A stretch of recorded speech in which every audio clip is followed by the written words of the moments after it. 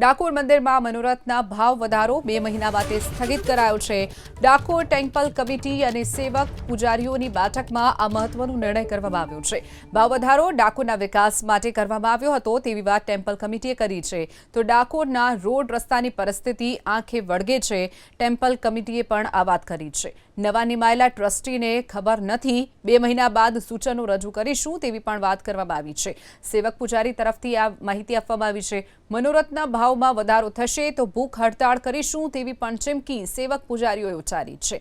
તો ડાકોર મંદિરમાં જે મનોરથના ભાવમાં વધારો કરવાનો જે નિર્ણય કરવામાં આવ્યો હતો, મંદિર ટ્રસ્ટ તરફથી કરવામાં આવ્યો હતો। ટેમ્પલ કમિટીએ ભાવ વધારો કર્યો હતો, પરંતુ તેનો સેવક પૂજારીઓએ વિરોધ કરતા અંતે બેઠક મળી। ટેમ્પલ કમિટી અને સેવક પૂજારીઓની બેઠકમાં નિર્ણય લેવામાં આવ્યો છે। 2 મહિના બાદ આ ભાવ વધારો ફરીથી લાગુ થઈ શકે છે। હાલ પૂરતો સ્થગિત કરી દેવામાં આવ્યો છે। ભાવ વધારો ડાકોરના વિકાસ માટે કરવામાં આવ્યો હોવાની પણ ટેમ્પલ કમિટીએ વાત કરી છે।